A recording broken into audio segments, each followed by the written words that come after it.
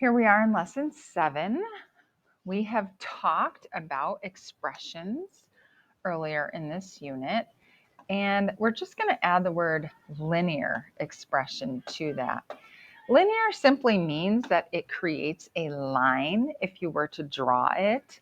For example, on a coordinate plane, if you were to graph one of the expressions, linear means you would create a line. Not all graphs are like that. Some graphs, when you graph them, create something that looks a little different. That's called a parabola, and we're not going to do that in 7th grade, but I just wanted to show you that every graph doesn't have to be a straight line. So don't let the words kind of get in your way, that we're still talking about an expression. But I do need you to know that when you have an expression and it only has an exponent of 1, that means that you are creating a straight line. And I'm going to show you some examples of what those expressions look like and expressions that do not create a straight line, so you can see the difference. These are all examples that create a straight line. These are linear expressions. Notice that your variable is x, and you cannot see an exponent on the x. So we assume it to be a 1. If there is not an exponent on your variable, we assume it to be 1. Just like this variable doesn't have a coefficient either, so we assume that to be 1 as well. This is a 1. Looks like I got nervous and shaky. On the other side, you will see expressions that have variables.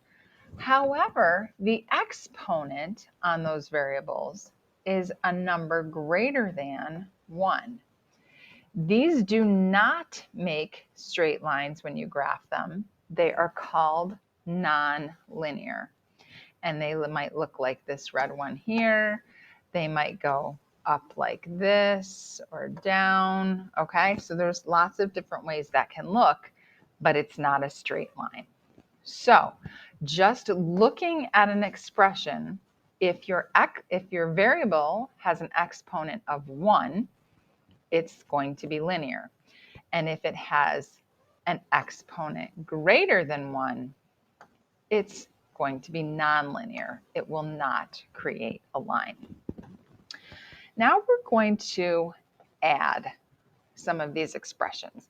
And these are all linear. You can see that there is no variable. No, there is a variable. There's no exponent on the variable. So we're just going to add these. I want to show you a visual representation of 2x plus 3. Here it is.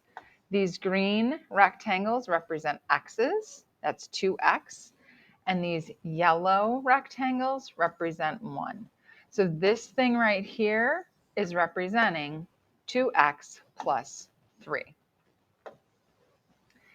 And down below, we're representing this piece. I have 1x and 4 1s.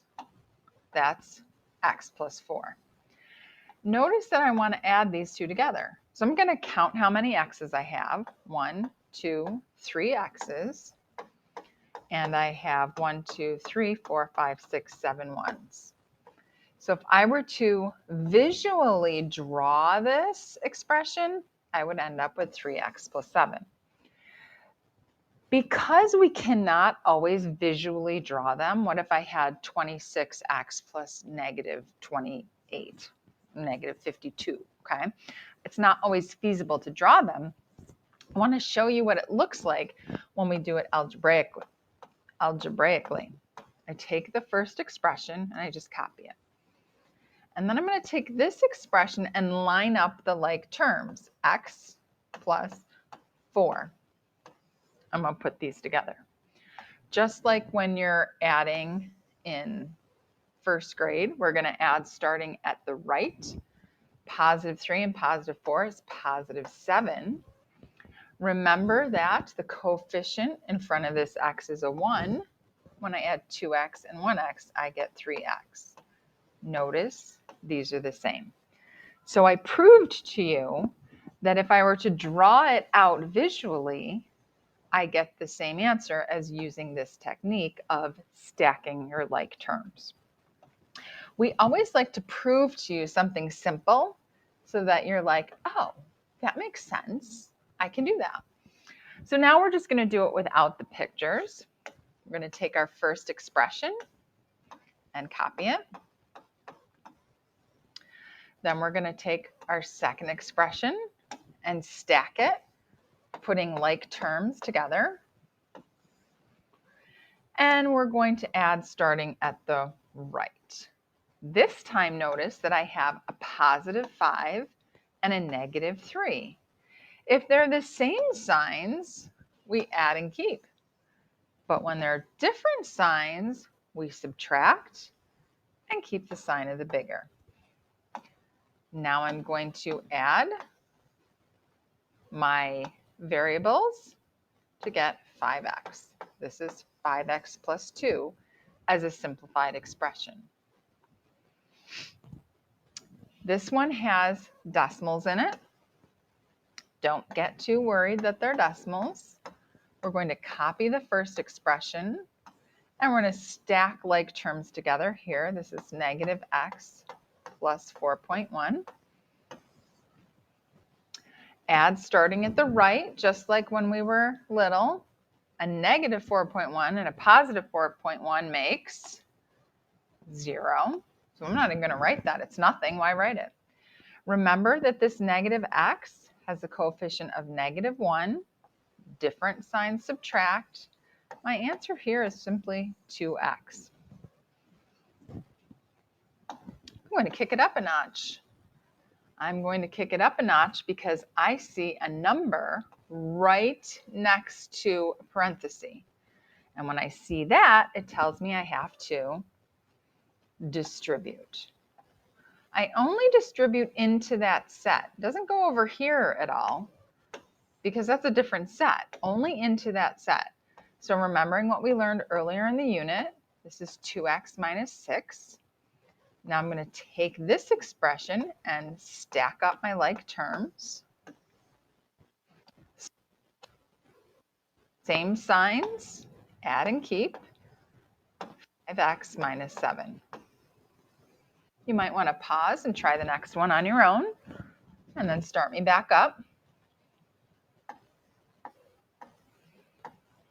Distribute the 6 to get 6x plus 42. Stack up my like terms.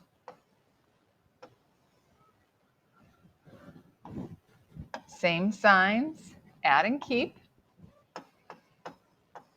Remember this coefficient's a 1, 7x plus 45. Ooh, I love this one. Write a linear expression. Remember, we're not going to get too upset when we see these big words because we know linear simply means it will graph to a line. An expression means a math phrase without an equal sign. Write a linear expression in simplest form to represent the perimeter of the triangle. So the big word in this question is perimeter. What's perimeter? I want to be really specific. I don't want to say the outside because the outside's all this stuff, okay? A lot of kids say that. I want to be really specific. Perimeter is the distance around, whether it's a triangle, a square, a rectangle, a pentagon, a circle. Perimeter is the distance around. We do have a special name for perimeter when it's a circle. So we have to add each side. This side is 3x minus 3. We're going to put that together with 2x plus 9. So I'm going to stack that.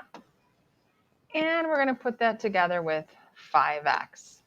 Line up my like terms. There's nothing over here in the constant line for 5x, but that's okay. I have two constants. They're different signs. So I'm going to subtract and keep the sign of the bigger. And then I have 3 like terms with my x terms, which makes 10x. So the expression is 10x plus 6.